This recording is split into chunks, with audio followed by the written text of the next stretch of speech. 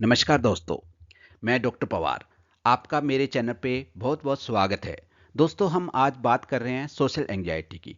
लोग क्या कहेंगे, डर कैसे ख़त्म करें? यानी कि सोशल एंग्जायटी कि किसी को जैसे किसी पार्टी में जाना है, कहीं सामाजिक फंक्शन है, किसी की शादी है, 4 दोस्त मिल रहे हैं, तो बहुत से लोगों में ये सोशल एंग्जायटी होती है कि वो उसका सामना नहीं कर पाते। तो आज हम इसी टॉपिक पे बात कर रहे हैं। इससे पहले हमने एंग्जायटी डिसऑर्डर पे पार्ट 1 और पार्ट 2 बना लिए हैं, कृपया वो ज़रूर देखें। और आज पार्ट 3 हम बना रहे हैं जो सोशल एंग्जायटी पे है। तो दोस्तों आज मैं इसी के बारे में आपको साधारण से साधारण भाषा में बताऊंगा कि सोशल एंग्जायटी क्या है, इसके लक्षण क्या है, इसके कारण क्या है और इससे निपटा कैसे जाए। तो दोस्तों चलते हैं। दोस्तों सबसे पहले मैं आपको ये बताना चाहूँगा कि सोशल एंग्जायटी आखिर है क्या? हिंदी में तो इसे सामाजिक घबराहट विकार कहा जाता है।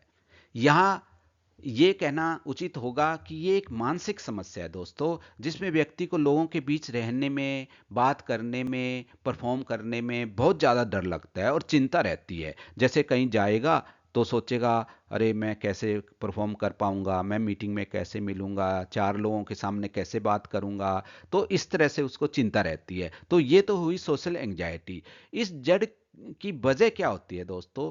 कि लोग क्या सोचेंगे, मेरी बेइज्जती हो जाएगी, मैं गलत बोल दूंगा, इस तरह के उसके अंदर विचार आते हैं। तो ये इंटरनेशनल जो क्लासिफिकेशन ऑफ डिजीज एक मैनुअल है, जिसमें सभी बीमारियों की क्लासिफिकेशन की गई है और कोडिंग दी गई है। तो उसके अनुसार इसको सोशल फोबिया कहते हैं दोस्तों। तो इसलिए हम आज इसी के बारे में बात कर रहे हैं। और लक्षण क्या हो सकते हैं इसके, तो जानिए। लक्षण जो है वो सबसे पहले मैं आपको ये बताना चाहूँगा कि 3 प्रकार के इसमें लक्षण होते हैं। एक मानसिक लक्षण है, एक शारीरिक लक्षण है और एक व्यवहारिक लक्षण है।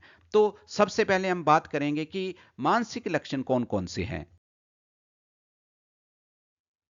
दोस्तों सोशल एंग्जायटी में जो मानसिक लक्षण है उसमें सबसे पहले है लोगों के सामने बोलने से डर लगता है। हाँ जी दोस्तों, इस प्रकार के जो पेशेंट होते हैं उनको लोगों के सामने बातचीत करने से बड़ा डर लगता है और बड़ी घबराहट होती है, उनको पसीना सा आ जाता है, वो कॉन्फिडेंस से बात नहीं कर पाते। फिर दूसरा कारण है बार बार नेगेटिव विचार आना। उसके मन में ये विचार आएंगे, अरे गलत ना हो जाए, अरे ये चीज़ सफल नहीं होएगी, इस तरह से विचार आएगा उसके मन में। और फिर खुद को दूसरों से कम समझता है, यानी कि इन्फियोरिटी कम्प्लेक्स टाइप की चीज़ आ जाएगी उसके मन में। और शर्मिंदगी या अपमान का डर उसके लगेगा कि कहीं कोई मेरा अपमान ना करे, मेरी बेइज्जती ना हो जाए। इस तरह से परफॉर्मेंस करते वक्त भी उसको यही लगेगा। तो ये मानसिक लक्षण है सोशल एंग्जाइटी के। दोस्तों अगर फिर हम शारीरिक लक्षणों की बात करें तो शारीरिक लक्षणों में ये यानी कि फिजिकल सिम्टम में क्या क्या होता है कि हार्ट तेजी से धड़कने लग जाता है, दिल की धड़कन बढ़ जाती है जब भी हम सामाजिक फंक्शन में जाते हैं या स्टेज पे जाते हैं या पार्टी में जाते हैं, कोई ऐसा ग्रुप में जाते हैं, सोशल एक्शन एक्टिविटी में जाते हैं। तो दिल धड़कने लग जाता है जोर जोर से और हाथ पैर कांपने लग जाते हैं, पसीना आ जाता है दोस्तों और मुंह सूखने लग जाता है उसका। और साथ में पेट खराब जैसी समस्या भी आने लग जाती है। तो ये शारीरिक लक्षण हुए इसके। दोस्तों फिर हम व्यवहारिक लक्षणों की अगर बात करें तो व्यवहारिक लक्षण में क्या है कि जो व्यक्ति है जिसको सोशल एंग्जाइटी होती है वो भीड़ से बचता है, यानी कि वो सोचता है मुझे जाना ना पड़े, मुझे स्टेज पे ना जाना पड़े। जैसे कोई इनाम लेना है, पूरे लोग हैं मौजूद हैं हॉल के अंदर, तो उसको लगेगा अरे नहीं मैं नहीं जा सकता, मेरे को नहीं जाना। इस तरह से वो व्यवहारिक अपने व्यवहार में इस तरह का बिहेवियर शो करता है। फिर मीटिंग है या फंक्शन है उसमें जाने से भी जी कतराता है उसका, फिर आंख मिलाकर बात भी नहीं कर सकता, उसका कॉन्फिडेंस लो हो जाता है और फिर चुप रहने की कोशिश करता है या अकेला रहने की करता है कोशिश। तो ये व्यवहारिक लक्षण हुए। दोस्तों फिर हम जान लेते हैं कि इसके कारण क्या है, आखिर सोशल एंग्जाइटी होती क्या है, इसकी वजह क्या है। तो दोस्तों मैं आपको बताना चाहूँगा कि बचपन में जैसे स्कूल के अंदर दोस्तों द्वारा मजाक उड़ाना, बार बार मजाक उड़ाना, तो ये एक आगे चलकर सोशल एंजाइटी का रूप ले लेती है दोस्तों। और फिर आत्मविश्वास की कमी, कई लोगों में सेल्फ कॉन्फिडेंस की कमी होती है, वो अपने आप को नीचा समझते हैं, वो सोचते हैं मैं ये काम नहीं कर सकता, फिर ये भी एक कारण हो सकता है। तो दूसरा, अ, बहुत ज़्यादा अगर किसी की हम आलोचना करते हैं बचपन में या बाद में, तो जो आलोचना बार बार उसकी होएगी तो उसका आत्मविश्वास कम हो जाएगा और उसमें सोशल एंजाइटी भर जाएगी। वो सोचेगा मैं इसी के काबिल हूँ, मैं कुछ कर नहीं सकता, मैं हर चीज़ के लिए इनकैपेबल हूँ। तो इस तरह से ये सोशल एंजाइटी का कारण बन सकता है दोस्तों। फिर एक जेनेटिक कारण है, यानी कि परिवार के अंदर चलने वाला अनुवंशिकी। तो जैसे माता पिता को है सोशल एंजाइटी या दादा दादी को है, तो बच्चों को होने की संभावना बढ़ जाती है। तो ये इसका कारण हुआ। और एक कारण ये भी हो सकता है दोस्तों कि बचपन में उसको किसी तरह का ट्रॉमा लगा हो, जैसे फिजिकल एब्यूज हुआ हो या सेक्सुअल एब्यूज हुआ हो उसका, तो वो आगे चलकर सोशल एंजाइटी का कारण बन जाता है। दोस्तों फिर एक बहुत बड़ा सवाल उठता है कि शर्मीलापन और एंजाइटी में अंतर क्या है, सोशल एंजाइटी में।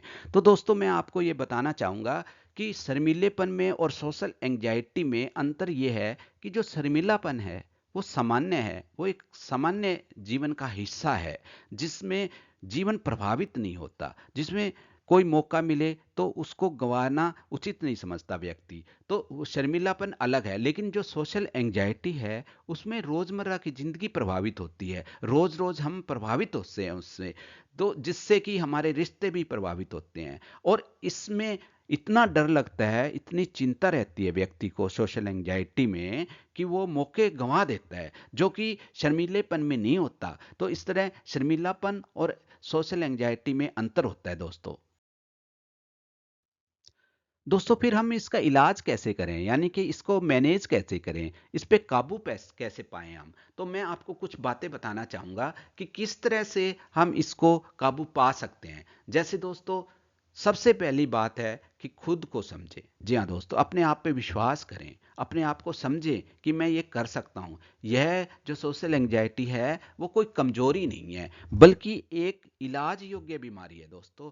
और फिर दूसरा कि धीरे धीरे एक्सपोजर, यानी कि धीरे धीरे जैसे समस्या आती है, जैसे अगर लोगों से बात करने में समस्या आती है, ज़्यादा लोगों से ग्रुप में, तो 2 से शुरू करें, 2 लोगों से करें, 4 करें, फिर 10 से करें। इस तरह से फिर स्टेज के अंदर लोगों से मिले, स्टेज पे चढ़ने की कोशिश करें, कुछ परफॉर्म करने की कोशिश करें, दोस्तों से बात करने की कोशिश करें, शादी को अटेंड करने की कोशिश करें। धीरे धीरे इस तरह से अगर आप कदम बढ़ाएंगे तो धीरे धीरे एक्सपोजर होगा और आपकी ये समस्या खत्म हो सकती है दोस्तों। फिर डीप ब्रीदिंग करें और मेडिटेशन का सहारा लें। डीप ब्रीदिंग करने से बहुत फायदा होगा, मेडिटेशन से निश्चित फायदा होगा। और फिर नेगेटिव सोच को चुनौती दें दोस्तों। जैसे ही नेगेटिव सोच आए कि मैं नहीं कर सकता, मैं मीटिंग में नहीं जा सकता, मैं स्टेज पे नहीं चढ़ सकता, मैं लोगों के अंदर नहीं जा सकता, या मैं शादी अटेंड नहीं कर सकता, इस तरह की जैसे ही सोच आए उसको चुनौती दें, उसको चैलेंज करें कि मैं जा सकता हूँ, क्यों नहीं जा सकता, मैं जरूर जाऊंगा और मैं जरूर जाकर रहूंगा और सफल होकर रहूंगा। दोस्तों इन सभी बातों से अगर फिर भी कोई प्रभाव ना पड़े, इंप्रूवमेंट ना आए, तो मैं आपको एक बात कहूंगा कि इसका स्पेशलिस्ट डॉक्टर जो होता है वो साइकेट्रिस्ट होता है। तो साइकेट्रिस्ट की मदद जरूर लें, क्योंकि वो आपको बताएगा कि किस तरह से हम दवाइयां दे के आपको ठीक कर सकते हैं, किस तरह से हम कोग्निटिव बिहेवियर, जो बहुत ही फायदेमंद थेरेपी होती है, इसकी सहायता ले सकते हैं। तो दोस्तों इसलिए मैं आपको इतना ही कहना चाहता हूं कि जब भी दिक्कत ज़्यादा बढ़ जाए तो साइकेट्रिक की सहायता लें, जरूर लें, क्योंकि वही इसका सबसे बड़ा डॉक्टर होता है। दोस्तों आज मैंने ये साधारण भाषा में आपको समझाने की कोशिश की है। यदि मेरा प्रयास ठीक लगा हो तो मेरे चैनल को लाइक करें, सब्सक्राइब करें और दोस्तों के साथ शेयर करें, ताकि बहुत से समाज के अंदर ऐसे लोग हैं जो मैरिज में जाने से डरते हैं, सोशल फंक्शन में जाने से डरते हैं, रिश्तेदारों के यहाँ जाने से डरते हैं, 4-10 दोस्त आ जाएं तो उनसे बात करने से डरते हैं। तो उनको जरूर शेयर करें, उन्हें बताएं कि ये समस्या ट्रीटेबल है, इसमें घबराने की जरूरत नहीं है। इसके साथ साथ दोस्तों मैंने स्लीप डिसऑर्डर पे भी बहुत से वीडियो बनाए हुए हैं, मेंटल हेल्थ पे भी बहुत से वीडियो बनाए हुए हैं, तो वो ज़रूर देखें, उनसे बहुत फ़ायदा होगा आपको और आप किसी की भी सहायता कर सकते हैं। तो दोस्तों आज इतना ही। मैं फिर आपको थैंक यू कहना चाहूँगा कि आपने मुझे समय दिया। Thank you very much.